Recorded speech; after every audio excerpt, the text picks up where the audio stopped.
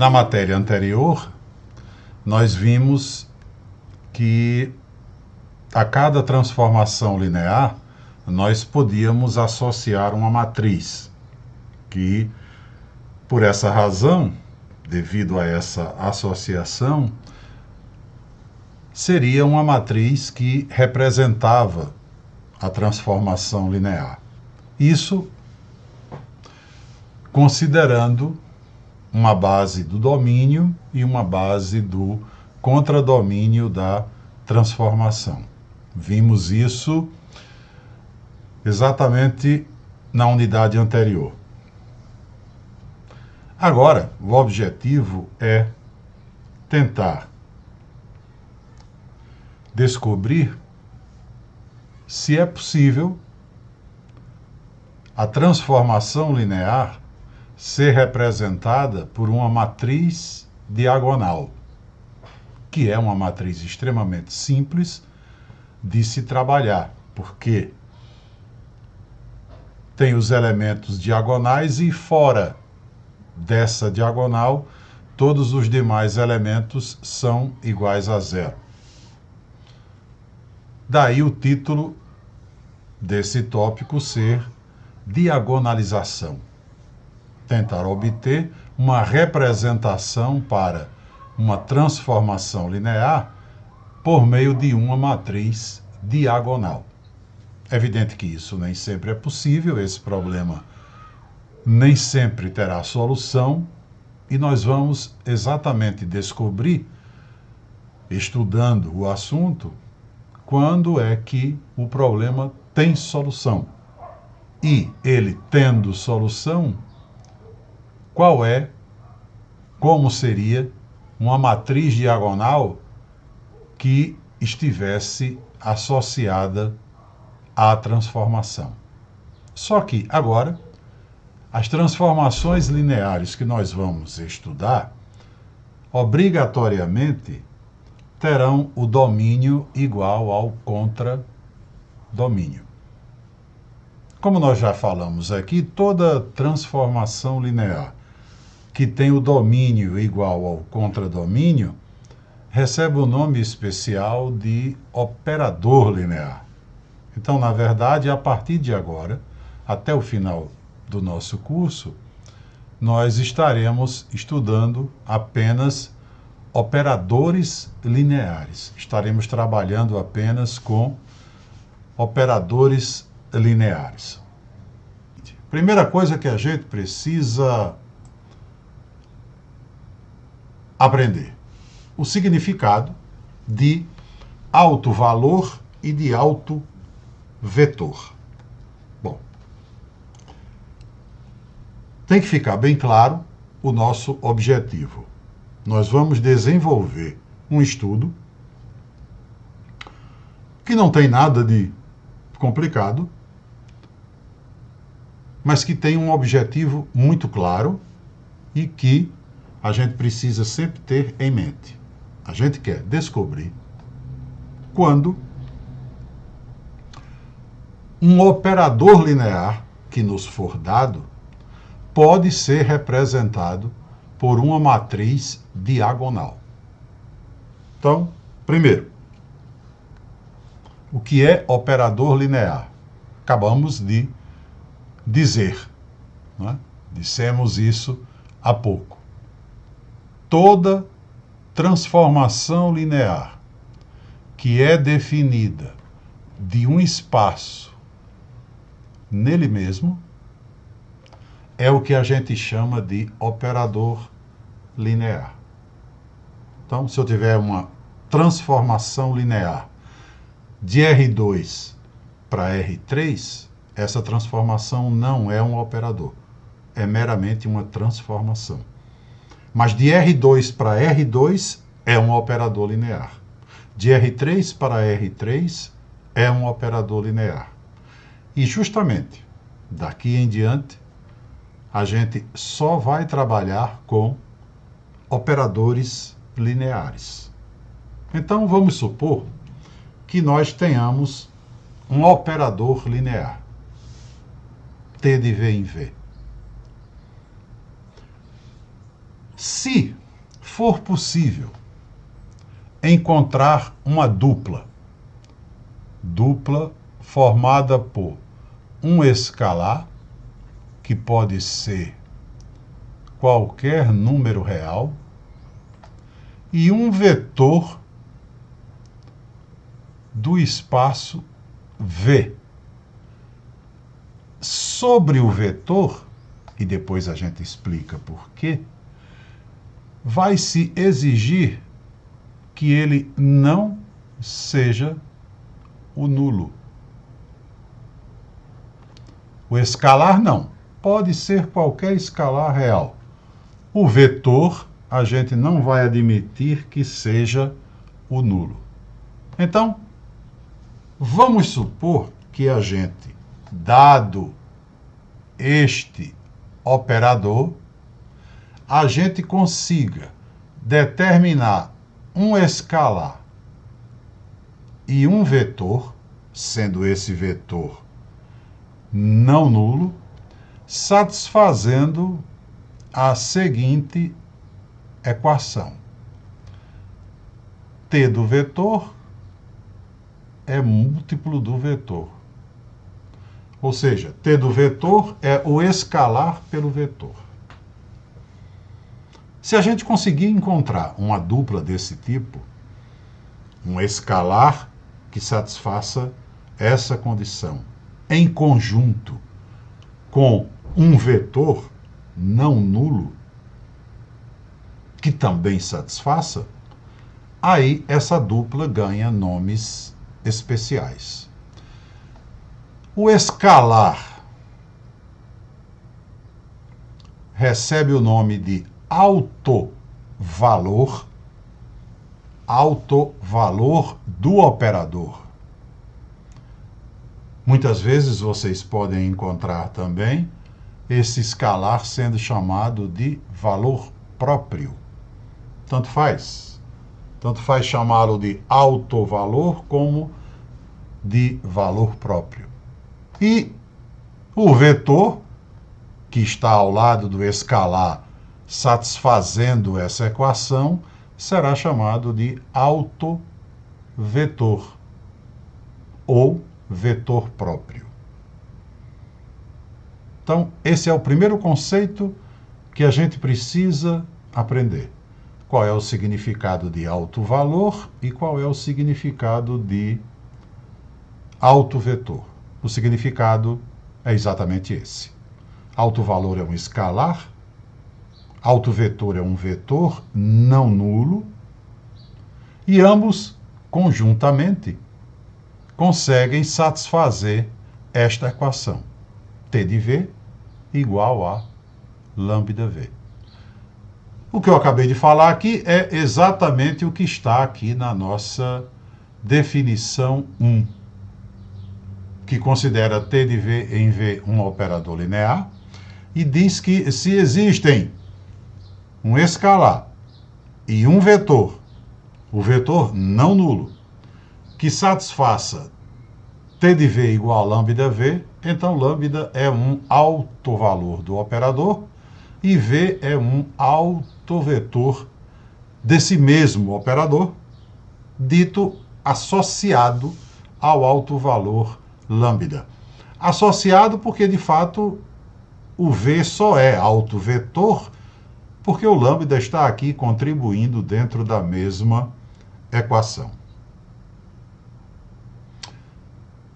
Logo depois que a gente aprende esse conceito, são feitas duas observações, ambas muito simples, da gente confirmar a veracidade, ou seja, da gente comprovar que são verdadeiras. A primeira observação é a seguinte: se você considerar dois vetores no espaço,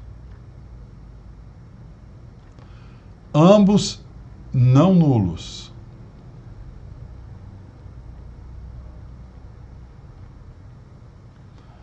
e ambos autovetores associados ao mesmo alto valor, quer dizer, T de U é lambda U e T de V é lambda V. Não é? U e V são autovetores associados ao mesmo alto valor lambda. Se isso aqui acontecer, então a primeira observação diz que U mais V ainda é um autovetor associado ao mesmo alto valor. Em outras palavras, se você somar dois autovetores associados a um mesmo alto valor, o resultado da soma é um novo vetor que também será autovetor associado a esse mesmo alto valor.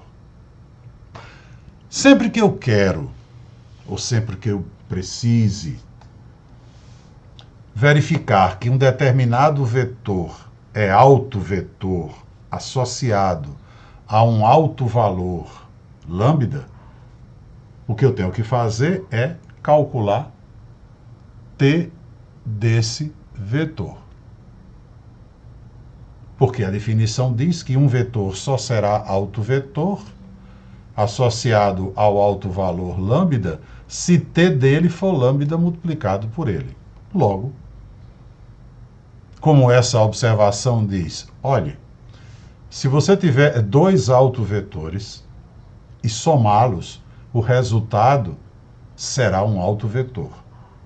Então, se eu quero comprovar que U mais V é um autovetor, eu calculo T de U mais V.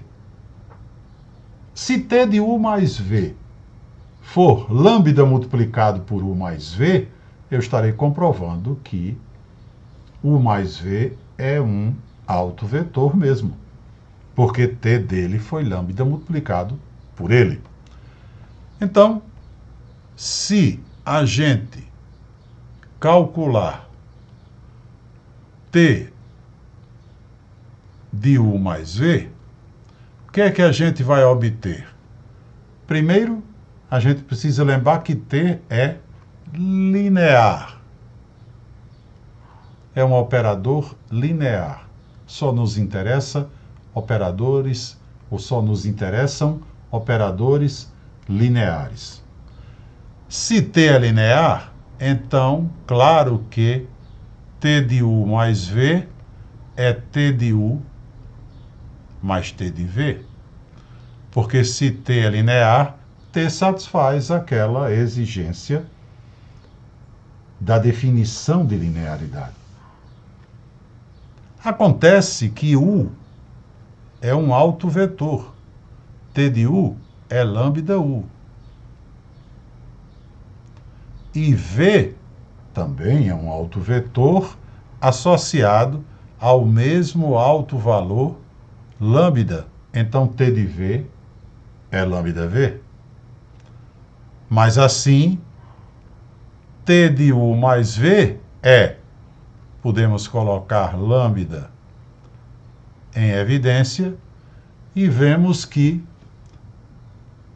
T de U mais V é, na verdade, lambda multiplicado por U mais V. Então, claro que por essa razão eu vou concluir exatamente o que a observação me diz. U mais V ainda é um autovetor de T associado ao alto valor lambda. Claro que é verdade. Porque T de U mais V foi exatamente lambda vezes U mais V. Isso comprova a nossa primeira observação. Agora, vamos para a segunda. Segunda observação diz o seguinte: se V é um autovetor, então K vezes V, onde K é um escalar qualquer, ainda é um autovetor associado ao alto valor lambda. Ou seja, vamos supor que V seja um autovetor associado ao alto valor lambda. T de V seja, portanto, lambda V. E vamos considerar o vetor U como sendo K vezes V. A segunda observação diz que esse vetor U também será um autovetor associado ao alto valor lambda. Se a gente quer comprovar que isso é realmente verdade, calcula T de U. Calcular T de U é a mesma coisa que calcular T de K vezes V. Mas, novamente, como T é linear, T de K vezes V é a mesma coisa que K vezes T de V. Mas acontece que V é um autovetor. T de V vale lambda V. É um autovetor associado ao alto valor lambda. Então, isso aqui ficaria K vezes lambda vezes V, que claramente eu posso escrever como lambda vezes K vezes V, porque K vezes lambda, evidentemente, é a mesma coisa que lambda vezes K, porque o que eu tenho aqui é um produto de dois escalares, é um produto de dois números reais. Esse produto é comutativo. E aí eu vejo que o que eu acabei encontrando foi que T de K vezes V é lambda vezes K vezes V. Logo, K vezes V é um autovetor de fato. Um autovetor associado ao alto valor lambda. Também é um autovetor associado ao alto valor lambda. Agora, vamos ver se o que dizem essas duas observações nos faz lembrar de um conceito com o qual nós trabalhamos, né, no início do nosso curso. Bem no início, por sinal. Trabalhamos bem no início. Veja bem, o que é que diz a primeira observação? Se você pegar dois autovetores associados ao alto valor lambda e somar, o resultado permanece sendo um alto valor, um autovetor. A observação 2, então, diz: se você pegar um autovetor associado ao alto valor lambda e multiplicar por um escalar, o resultado permanece sendo um autovetor. Dá para arriscar qual é o conceito que a gente lembra quando lê essas duas observações aqui? Alguém tem a lembrança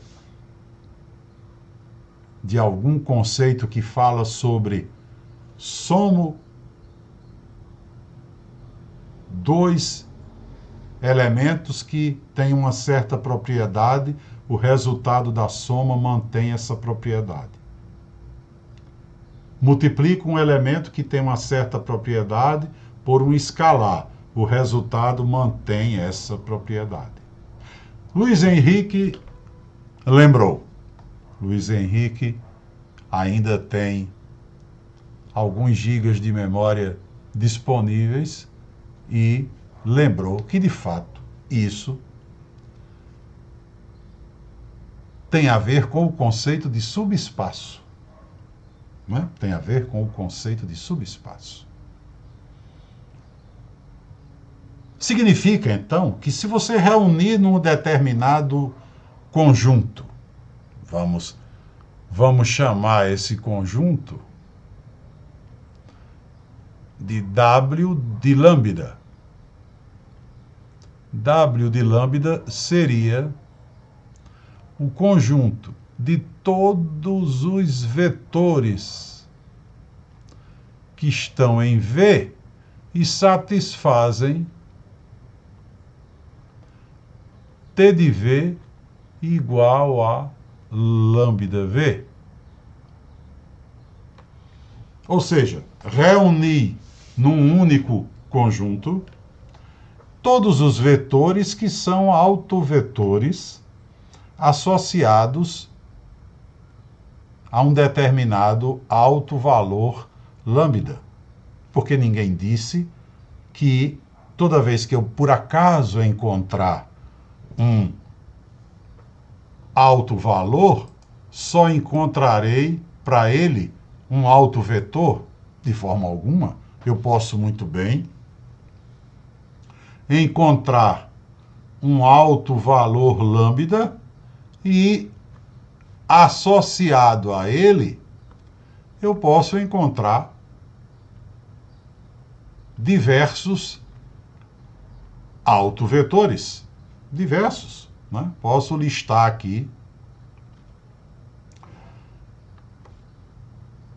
diversos vetores que vão satisfazer T de V1 igual a lambda V1, T de V2 igual a lambda V2, T de V3 igual a lambda V3 e assim por diante. Consequentemente, todos esses vetores serão autovetores do operador associados ao alto valor lambda. Esse conjunto, então, que a gente está formando aqui, é exatamente o conjunto composto por esses vetores. Nós estamos dizendo que o conjunto W de lambda é o conjunto que vai conter V1, V2, V3 e todo e qualquer vetor que satisfaça T de V igual a lambda V. Ou seja, todo e qualquer vetor que seja autovetor de T associado ao alto valor lambda. O que essas duas observações acabaram de nos dizer foi que aqui dentro, né, aqui dentro desse conjunto, se eu somar dois elementos, não caio fora, permaneço aqui, primeira observação. E se eu multiplicar qualquer vetor desses por um escalar, também não caio fora, permaneço aqui. A pergunta é, esse conjunto, então, é um subespaço? Por satisfazer essas duas condições que a gente, inclusive, comprovou? Ou ele é quase um subespaço e está faltando alguma coisa? João Victor, como agente da Polícia Civil, investigador, descobriu uma falha. falta o vetor nulo? Né? Porque a gente disse, né, que o vetor nulo não seria aceito como autovetor. A gente reuniu todos os autovetores. Na verdade, esse conjunto tem tudo para ser um subespaço, porque se eu somar dois elementos, não saio. Se eu multiplicar um elemento qualquer por um escalar qualquer, não saio. Mas, infelizmente, ele não tem o vetor nulo, que é uma exigência básica, fundamental, para que um conjunto seja um subespaço. Luiz Henrique matou a primeira, mas foi enganado na segunda. Disse que era um subespaço. Passou despercebida a ausência, né, do vetor nulo. Na verdade, é uma ausência que a gente tem que lembrar que acontece. Porém, a gente quer, né,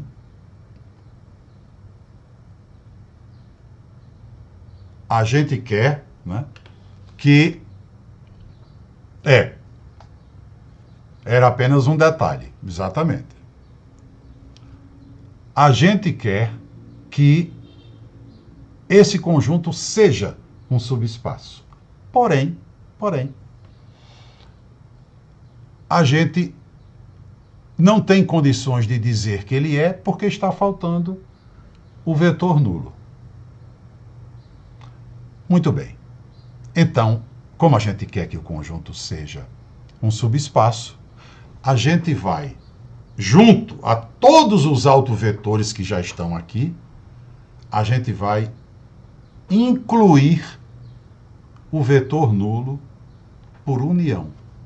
Na verdade, a gente vai chamar W de lambda como sendo o conjunto que vai ter todos os autovetores e mais ainda o vetor nulo, que não é autovetor, como a gente sabe, por exigência da definição, mas que vai fazer parte para que esse conjunto seja um subespaço. Agora sim. Agora, W de lambda é um subespaço. Nós reunimos todos os autovetores ao vetor nulo. E antes que a gente passe para a próxima tela, eu queria só dizer que essa exclusão do vetor nulo se dá por uma razão muito simples. É porque, se você aceitasse que o vetor nulo pudesse ser autovetor, veja o que era que iria acontecer. A gente sabe que autovetor é o vetor que satisfaz T de V igual a lambda V. Muito bem. O que é que aconteceria se a gente aceitasse que esse V pudesse ser o vetor nulo? Quando eu calculo T de zero, já que T é linear, eu tenho certeza que isso dá zero, porque toda transformação ou operador, tanto faz, linear, obrigatoriamente associa o vetor nulo ao vetor nulo. Então, T de zero é zero. Ora, mas o zero é evidente que eu posso escrever como lambda vezes zero, porque seja qual for o lambda, lambda vezes o vetor nulo é o vetor nulo. Então, eu acabaria concluindo que T do vetor nulo é lambda vezes o vetor nulo para qualquer lambda real. Logo, o vetor nulo iria criar uma esculhambação aqui. Porque, para ele, todo escalar iria ser alto valor. Para evitar, então, o aparecimento de um vetor que é alto vetor de qualquer escalar, o vetor nulo é eliminado dessa história. Tá certo? É por essa razão, para evitar esse acúmulo de alto-valores. Ia ter alto valor que não acabava mais. Todo o conjunto dos reais iria ser o conjunto de alto-valores do alto-vetor nulo. Então exclui o vetor nulo. E por essa razão ele é colocado fora da história. Ele acaba entrando no conjunto W de lambda, para que o conjunto W de lambda, que era formado só pelos autovetores e, consequentemente, não continha o vetor nulo, possa ser um subespaço. E ele, de fato, agora, da forma como está colocado aqui, ele é um subespaço, e é um subespaço muito especial. É um subespaço que tem um nome próprio. Esse subespaço é chamado de autoespaço.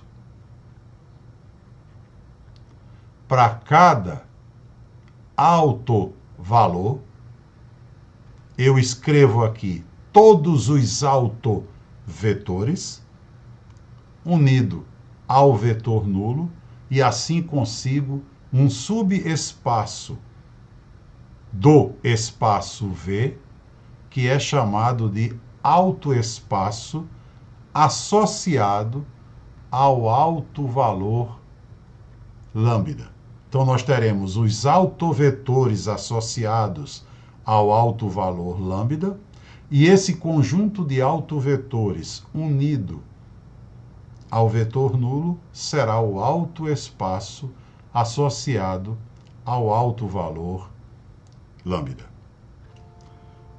Essa definição é a que aparece exatamente na nossa próxima tela. Vamos ver aqui.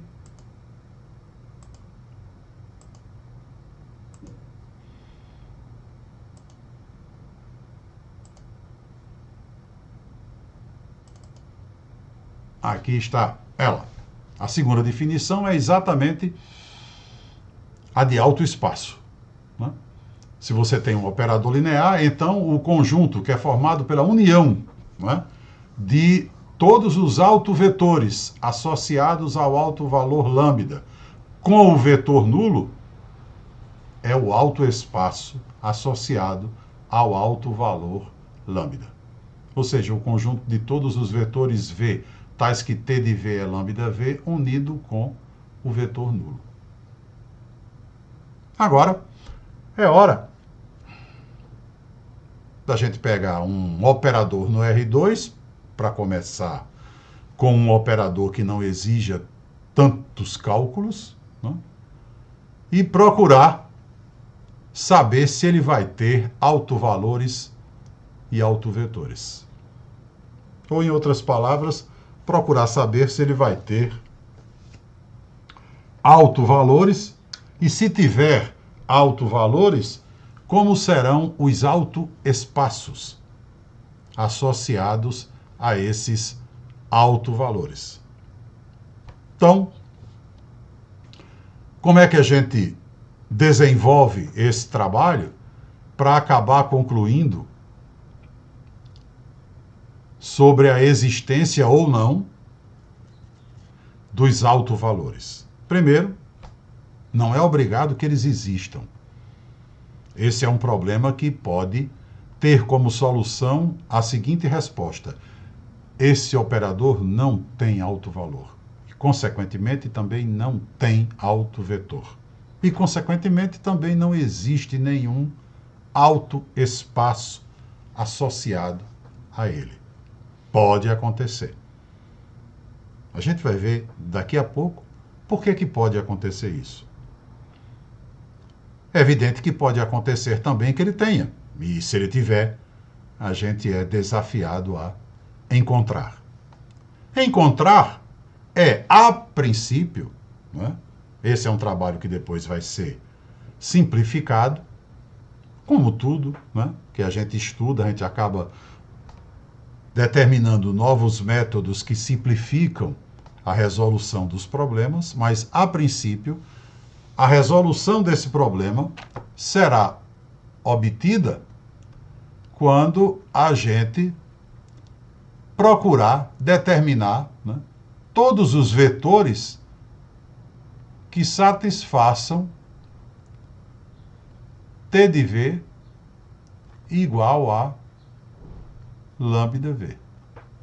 Esse é o problema. Quero encontrar, quero descobrir se é possível encontrar lambda e V que satisfaçam essa equação. Lambda é um escalar. E V, nesse problema que está colocado aqui, é um vetor do R2, porque nos foi dado um operador sobre o R2. Tanto faz você dizer o operador F é de R2 em R2, né? Como dizer F é um operador sobre o R2. Significa que ele é do R2 em R2. Então a gente pode supor que vai procurar resolver essa equação onde V é igual a AB. Já que eu estou em R2 e vou procurar achar lambda e V, vou supor que V seja AB. Então, na verdade, eu vou procurar resolver a equação T de AB igual a lambda AB.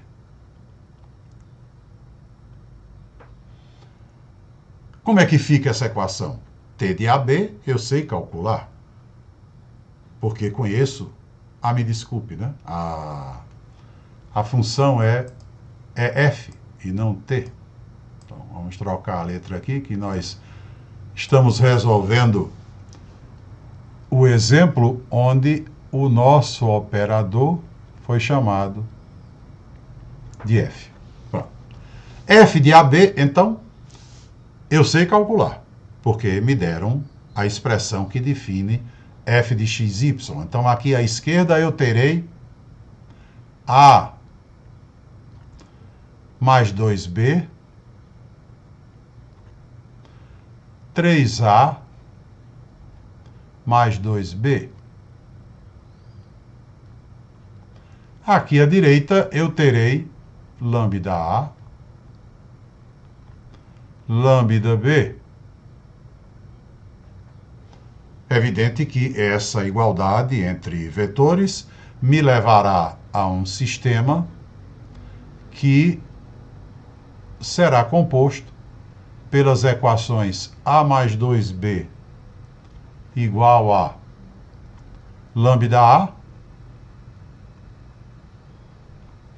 e 3A mais 2B igual a lambda B. Esse é o meu sisteminha, né? Transformando o sistema num sistema homogêneo, né? Ou seja, com o membro da direita, todas as equações à direita da igualdade sendo zero, a gente vai jogar o lambda A aqui para a esquerda, vai jogar o lambda B também, e aí esse sistema será reescrito como, ou então, né, o contrário, jogar toda essa equação para a direita, que talvez seja melhor para efeito do que a gente vai fazer no futuro. Vamos jogar toda a equação para a direita, a gente vai ficar com lambda A menos A menos 2B igual a zero, e menos 3A mais lambda B menos 2b igual a zero. Não é? Colocamos somente o zero à direita da igualdade e aqui à esquerda a gente vai montar o sistema colocando as incógnitas em evidência quando for possível. Ou seja, teremos duas equações do seguinte tipo. Lambda menos 1 multiplicado por A menos 2B igual a zero. E depois menos 3A mais lambda menos 2 multiplicado por B igual a zero. Nosso sistema, então, fica escrito dessa forma. Esse é um sistema homogêneo, né? Temos à esquerda da igualdade as equações envolvendo as incógnitas, à direita da igualdade somente zeros, então eu tenho um sistema homogêneo, que tranquilamente eu posso representar na forma matricial. É importante que a gente faça isso para deduzir um procedimento fundamental, pelo menos por enquanto. E depois deduzir mais ainda, deduzir um procedimento mais simples para resolver esse tipo de problema. Colocando esse sistema na forma matricial, o que é que a gente obtém? Uma matriz dos coeficientes, que será lambda menos 1, menos 2, menos 3 e lambda menos 2, multiplicada pela matriz das incógnitas, que é uma matriz coluna, igual à matriz nula, que representa os termos que estão à direita da igualdade. É evidente que se a gente fizer o produto dessa matriz dos coeficientes pela matriz das incógnitas, é evidente que retorna para o sistema. Não alteramos nada, apenas o representamos na forma matricial, né? Obtivemos aqui lambda menos 1 multiplicado por A, está aqui, menos 2B, que está aqui, igual a zero, primeira equação, e depois menos 3 multiplicado por A, que está aqui, mais lambda menos 2 multiplicado por B, que está aqui, igual a zero, que é a segunda equação. E agora, já que colocamos na forma matricial, vamos dar a esse sistema uma interpretação fundamental, que é a seguinte. Esse é um sistema homogêneo. É evidente que, como a gente está procurando resolvê-lo, né, a rigor a gente está procurando o quê? Encontrar lambda, encontrar A e encontrar B. Porque a gente procura o alto valor e também procura os autovetores. Porém, neste momento, a interpretação que a gente dá é fundamental. E é a seguinte. Como o sistema é homogêneo, como à direita eu tenho uma coluna de zeros, é evidente que se A for zero e B for zero, eu tenho uma solução. Óbvio, se essa coluna aqui for a coluna 0, 0, meu sistema está resolvido. Se A for 0 e B for 0, se essa for a única solução do sistema, o sistema está resolvido. Só que ele está resolvido, mas a solução que eu estou obtendo não me interessa, eu não posso aceitar. Por quê? Porque se A for 0 e se B for 0, eu estou encontrando V como sendo o vetor nulo E o vetor nulo não pode ser autovetor. O que eu quero, na verdade, é descobrir se esse sistema tem solução que não é A igual a zero e B igual a zero. Isso é o que me interessa. A igual a zero e B igual a zero é solução, mas não me interessa. Eu estou querendo exatamente descobrir tem solução que não seja essa? Porque se tiver, aí sim. Aí eu encontrei os autovetores. Acho que está claro o que eu estou falando. Ora, mas se eu tenho um sistema homogêneo e justamente não quero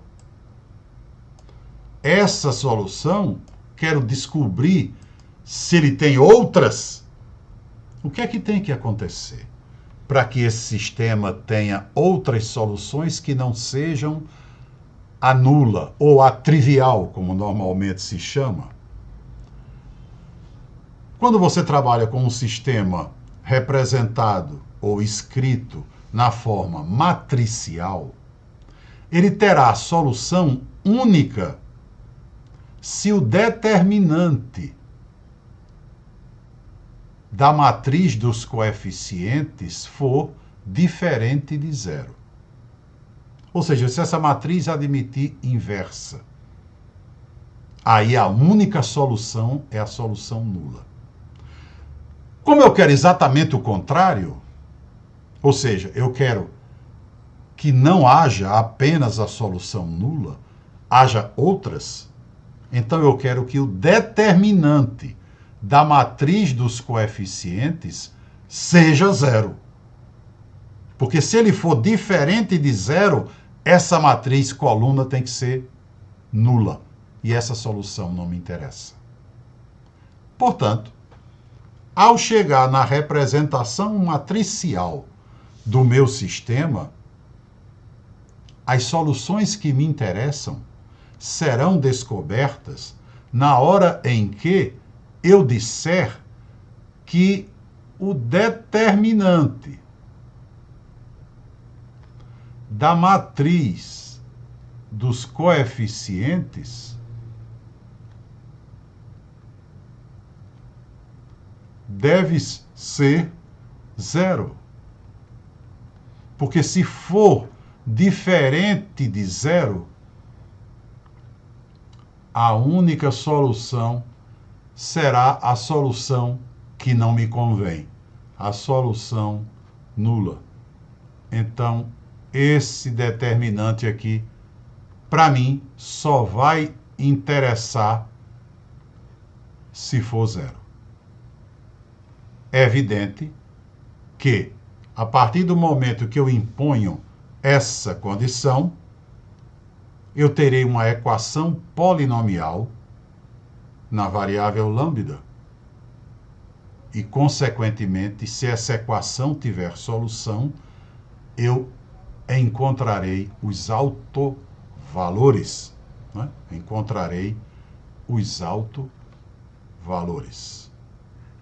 Vamos ver se a gente consegue diminuir tudo isso aqui para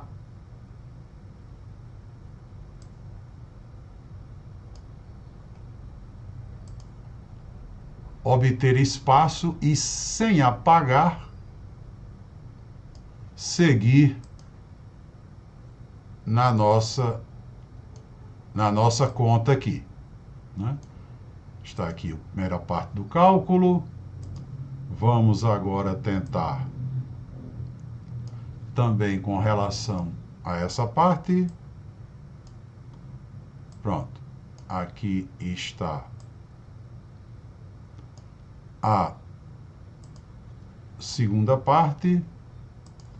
Esta a gente vai também com ela fazer o mesmo. E agora seguimos. Né? Agora seguimos. Dizer que esse determinante tem que ser zero é a mesma coisa, né, que dizer que lambda menos 1 multiplicado por lambda menos 2 menos 6 tem que ser zero. Ou seja, lambda 2 menos 3 lambda menos 4 tem que ser zero. Resolvendo esta equação do segundo grau, nós vamos encontrar lambda 1 igual a menos 1 e lambda 2 igual a 4. E aqui é um ponto em que é interessante a gente fazer a seguinte observação. Por isso que a gente diz encontre se existirem. Por isso que eu falei que nem sempre esse problema tem solução. Porque nós estamos no campo dos números reais, né? O local onde a gente vai buscar escalares é o conjunto dos números reais. Como, pelo raciocínio que a gente vem desenvolvendo, a gente acaba exigindo que um certo determinante seja nulo, e daí encontra uma equação polinomial, cujas raízes serão os autovalores, encontramos dois autovalores, acabamos de encontrar dois autovalores. A gente sabe que no campo dos reais, nem sempre as equações polinomiais possuem raízes. Uma equação do segundo grau mesmo pode não ter nenhuma delas, nenhuma raiz. Por isso que a gente diz que muitas vezes esse problema não tem solução. Se nós estivéssemos trabalhando no campo dos números complexos, se os nossos escalares pudessem ser números complexos, aí sim a gente sempre teria solução. Na verdade, o que acabamos de encontrar foi uma dupla de autovalores. Saímos lá, né, lá de cima, com f de v igual a lambda v, e acabamos de concluir que, para que isso aconteça, lambda é menos 1 ou então lambda é 4. Esse operador tem, portanto, dois autovalores. Agora, precisamos determinar, em relação a cada um deles, né, quais são seus autovetores. Né? Quais são seus autovetores. Pode ficar certo de que, se você encontrou um autovalor, associado a ele, você vai encontrar infinitos autovetores. Sempre.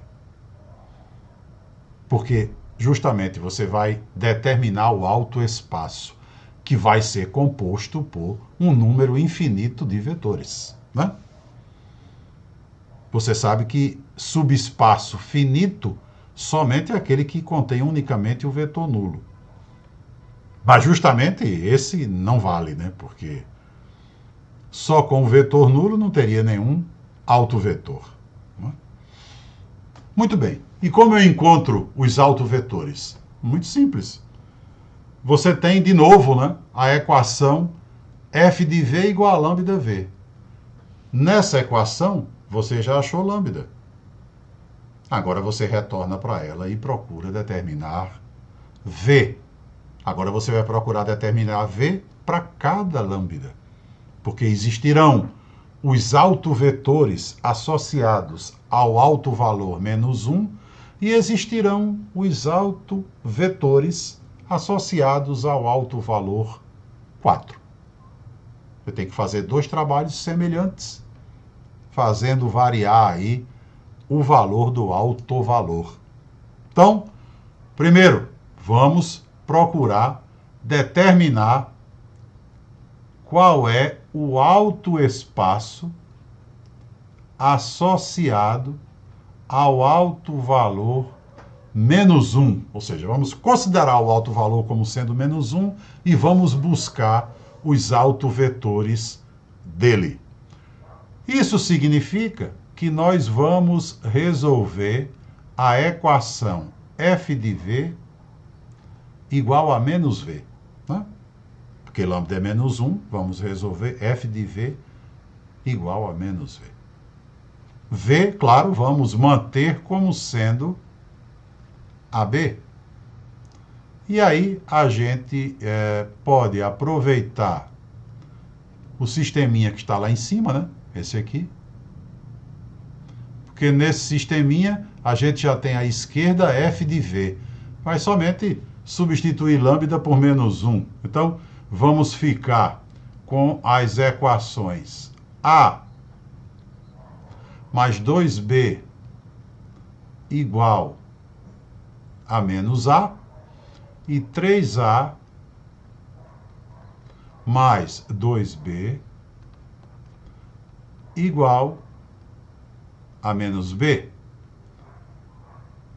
É evidente que você vai ter aí duas equações iguais, porque se tivessem equações diferentes, o sistema teria solução única. E eu acabei de falar para vocês que para cada autovalor você encontrará um número infinito de autovetores. Então esse sistema deverá ter infinitas soluções. E de fato, como é que fica esse sistema? Fica na primeira equação 2A mais 2b igual a 0, e na segunda, 3a mais 3b igual a 0. Essas duas equações são absolutamente iguais, né? Basta você dividir a primeira por 2, a segunda por 3, e o melhor que sai daqui é b igual a menos a. Logo, isso significa, né, que todo autovetor associado ao autovalor menos 1, ou seja, todo vetor que satisfaz f de v igual a menos v, é da forma a menos a. Ou seja, é múltiplo de 1 e menos 1. 1 e menos 1 gera todos os autovetores associados ao autovalor menos 1. Logo, você vai poder dizer que o conjunto W de menos 1 é o subespaço gerado pelo autovetor 1 e menos 1. Então, se você tomar qualquer vetor aqui eu já estou incluindo o 0, 0, né, porque é um subespaço, já entrou pela união, mas o 0, 0 e mais todo mundo que é gerado por 1 e menos 1 forma o subespaço associado ao autovalor menos 1. Ou seja, corresponde ao autoespaço associado ao autovalor menos 1. Consequentemente, você pode dizer, já que o problema falou em base, né?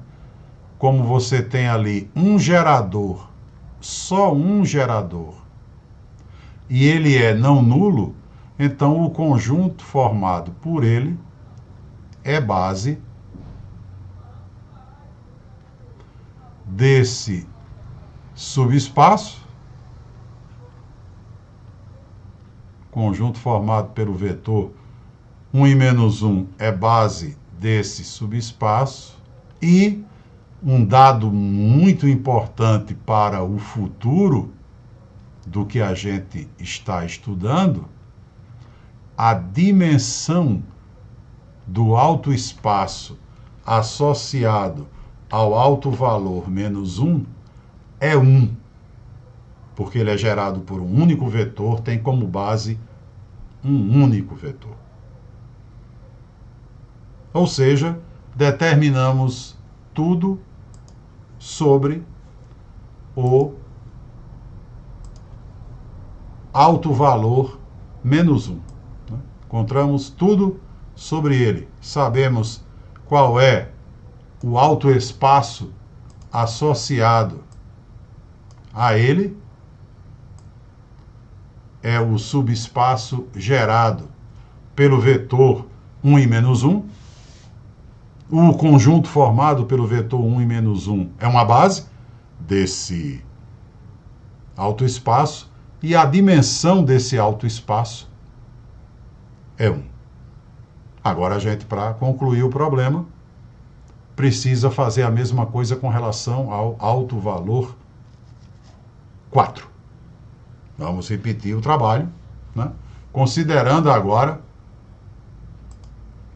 o alto valor 4. Vamos voltar aqui para cima, porque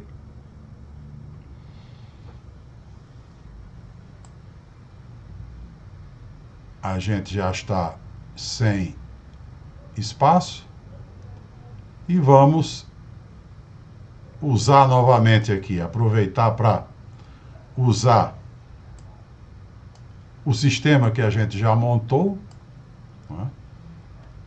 Considerando agora que vamos resolver a equação f de v igual a 4v. Né? Vamos buscar o alto espaço associado ao alto valor 4.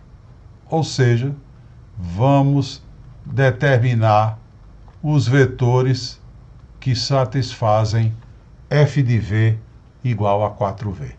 É evidente que vamos manter v como sendo AB. Sabemos então que o nosso sistema vai ficar f de v é essa parte aqui à esquerda da igualdade.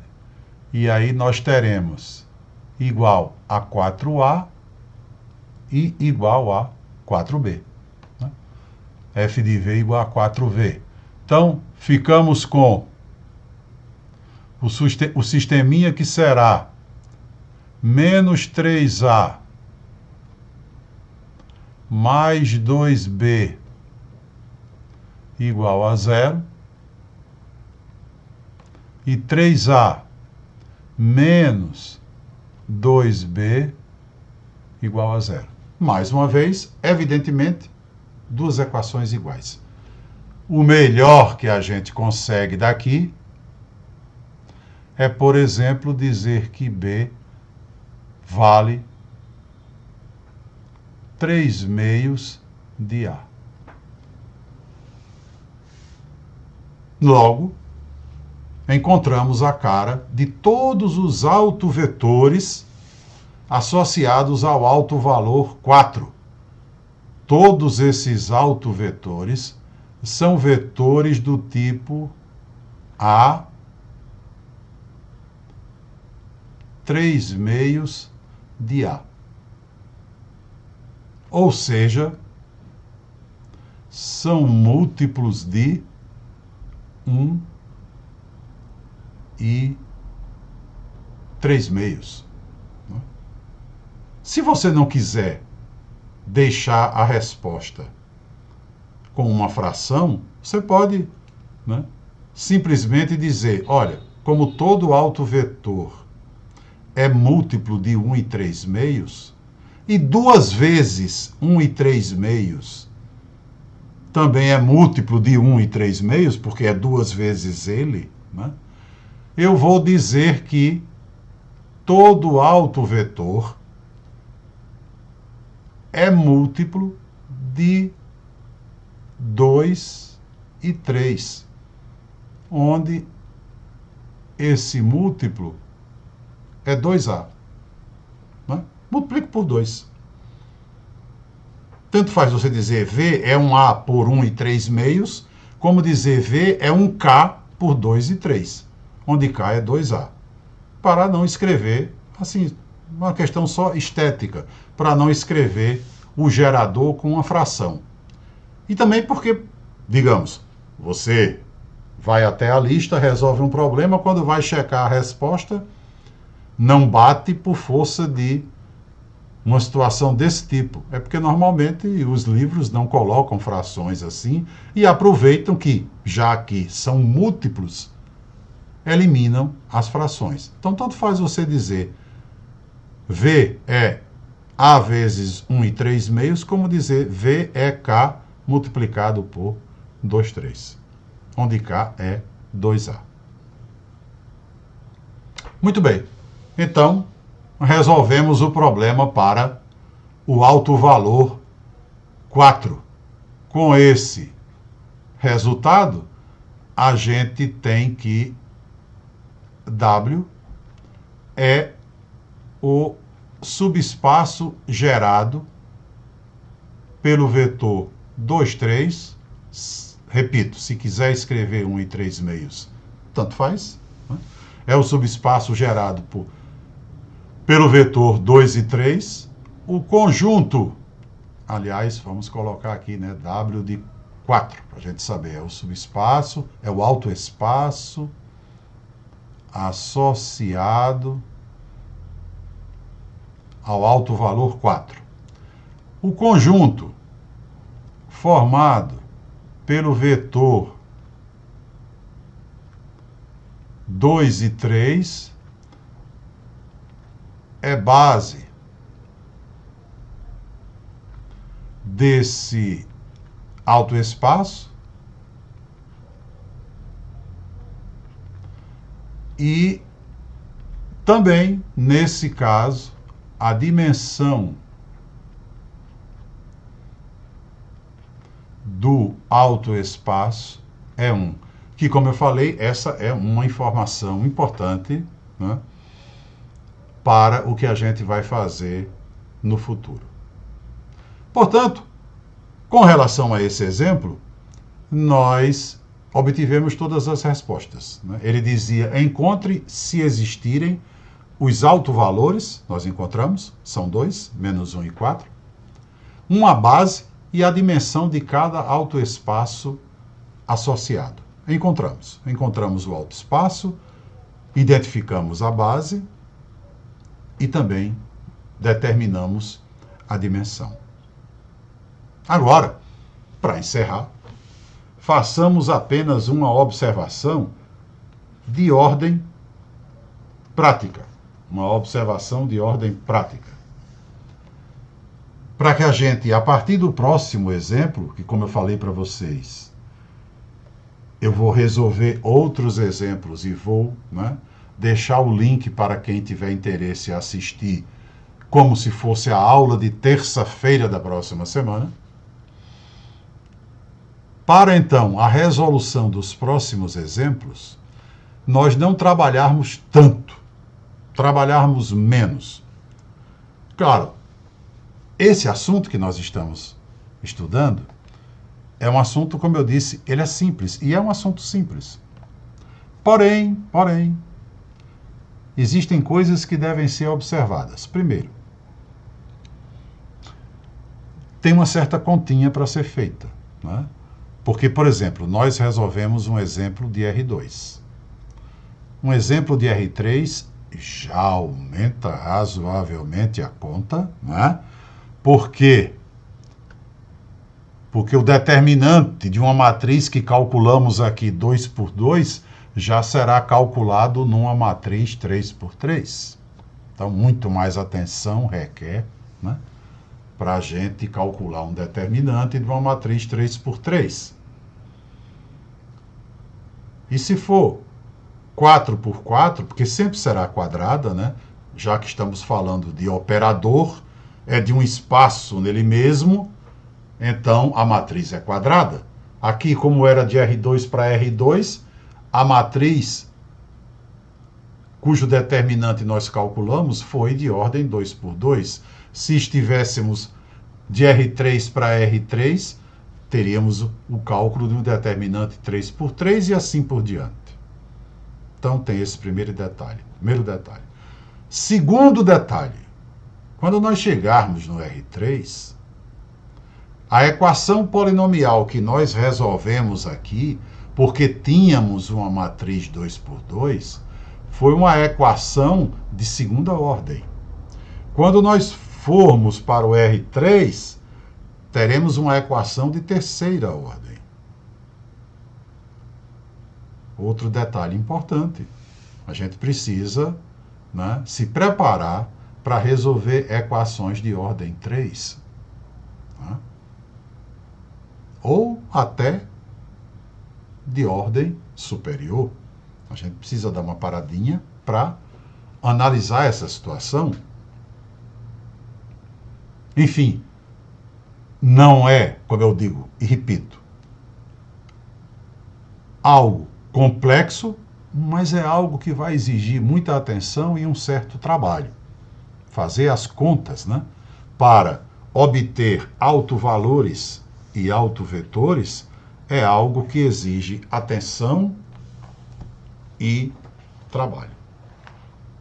Façamos então uma observação final para a gente concluir. Tá? Muito bem. Observação final. Esse determinante que foi calculado aqui, o determinante dessa matriz, a gente chegou até esse determinante depois de ter percorrido um caminho, né, bem razoável. Porque nós saímos de f de v igual a lambda v, fizemos a hipótese de que v seria AB, montamos esse sistema f de v igual a lambda v, transferimos todas as variáveis para um dos membros do sistema para que ele se transformasse numa forma da gente ver o sistema como um sistema homogêneo. E depois de um certo trabalho de maquiagem, né, nós chegamos até essa matriz, que foi a matriz dos coeficientes do sistema. Entretanto, a partir do segundo exemplo, a gente já pode partir daqui. A gente já pode obter essa matriz imediatamente, não precisa seguir todos esses passos. Eu segui aqui para que todo mundo entendesse o desenvolvimento do trabalho e do raciocínio. Mas agora que a gente já entendeu, a gente pode muito bem apelar para o seguinte fato: como é que eu já disparo o meu trabalho, né? Como é que eu já disparo o meu trabalho que eu quero dizer, trabalho de cálculo, a partir dessa matriz, montando logo essa matriz dos coeficientes sem nem passar pelo sistema. Porque, na verdade, essa matriz só apareceu porque nós passamos pelo sistema, né, e usamos o fato de que, como queríamos uma solução não nula, o determinante da matriz dos coeficientes deveria ser zero. Nós realmente podemos esquecer toda essa discussão e fazer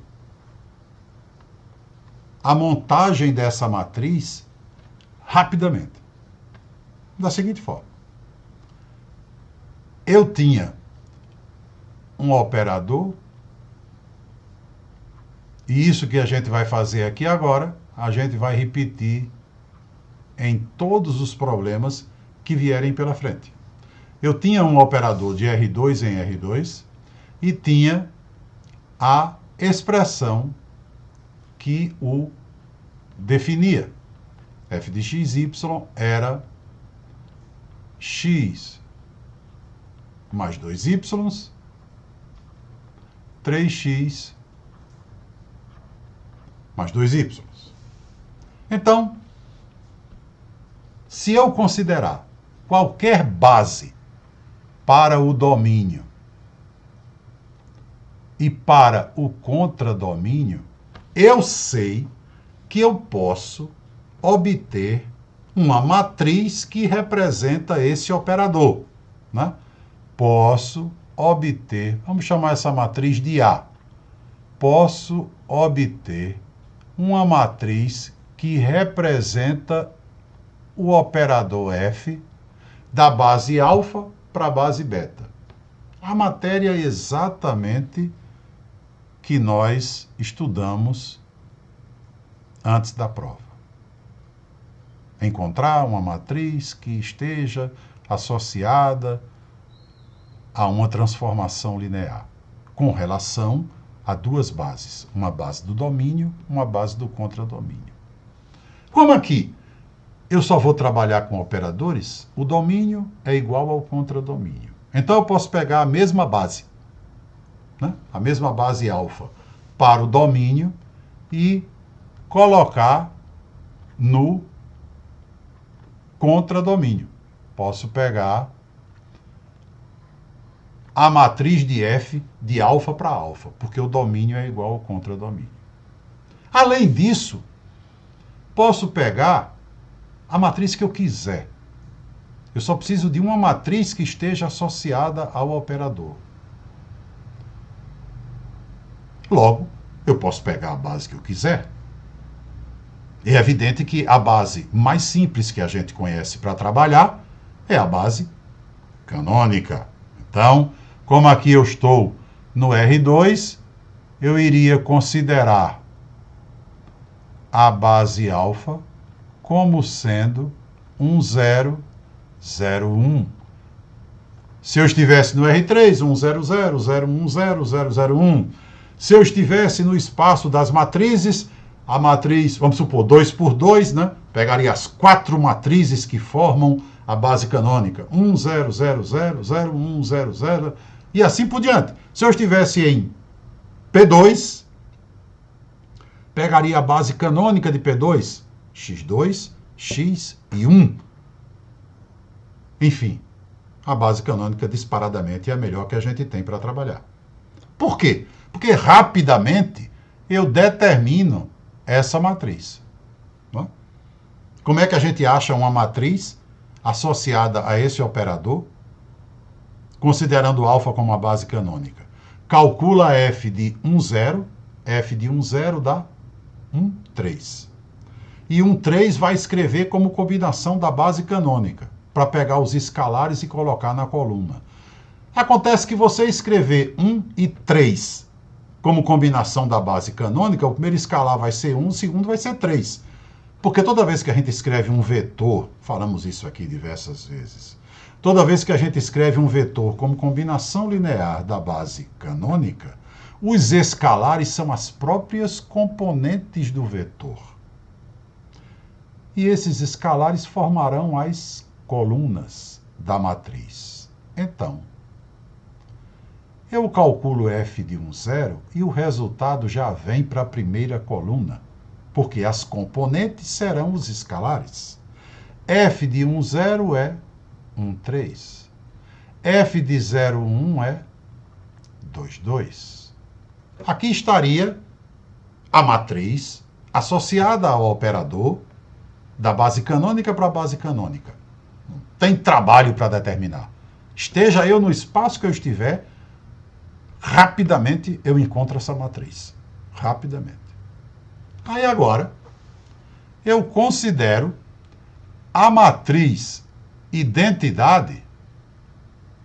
Deixa eu só ver se eu consigo ainda. tirar isso aqui da frente. Vamos ver se ainda é possível tirar. É. Agora, eu considero a matriz identidade de mesma ordem que A. Como A é 2 por 2, eu vou considerar a matriz identidade 1, 0, 0, 1. Se eu tivesse no R3, matriz identidade 3 por 3 e assim por diante. Perceba que esse determinante que você calculou nada foi além do que o determinante da matriz lambda I menos A. E igualou a zero. Não? Ou seja, rapidamente você determina a matriz A. A matriz I não tem o que fazer, é a identidade da mesma ordem que A. Aí depois você faz lambda I menos A. O que é lambda I menos A? Lambda I é lambda 0, 0 lambda, lambda multiplicado pela identidade, menos A, 1, 2, 3, 2. Vai lhe dar a matriz lambda menos 1, menos 2, menos 3, lambda menos 2. Exatamente a matriz que você tinha. E aí, em vez de começar pelo sistema, nada disso.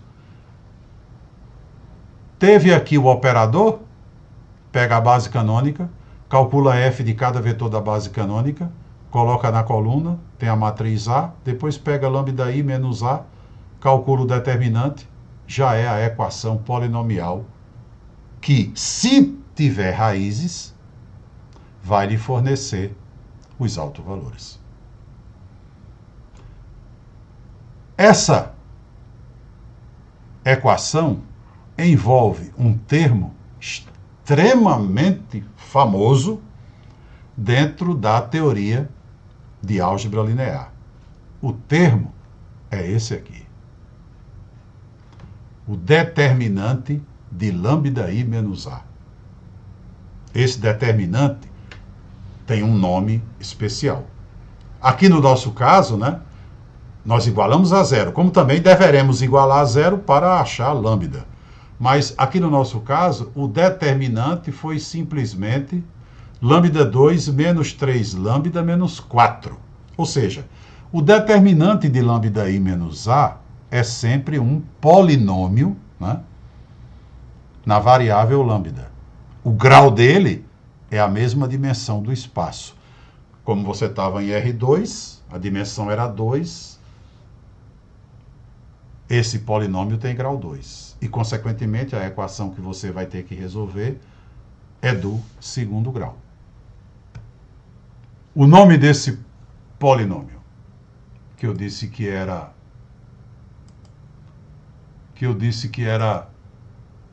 famoso, nome desse polinômio está aqui.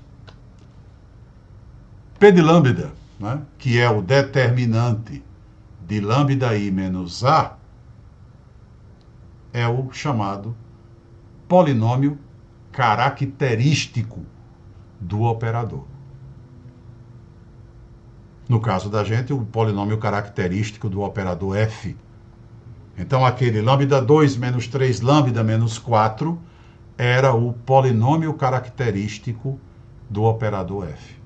Ou também é dito polinômio característico da matriz A. Tanto faz.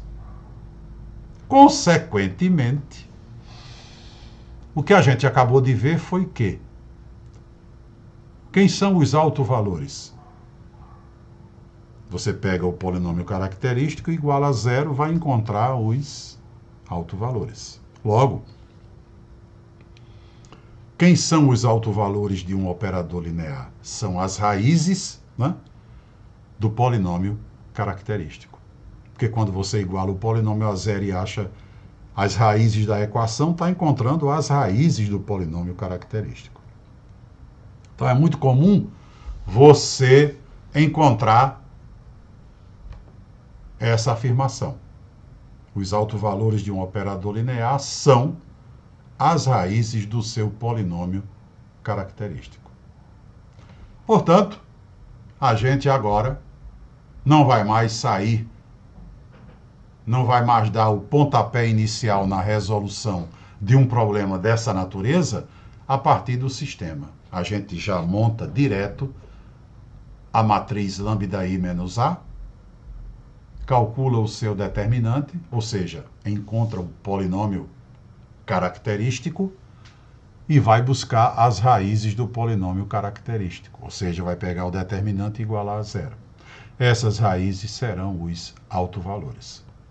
Se é que elas existem, porque nós trabalhamos no conjunto dos reais e pode ser que o polinômio característico não tenha raízes dentro do conjunto dos números reais.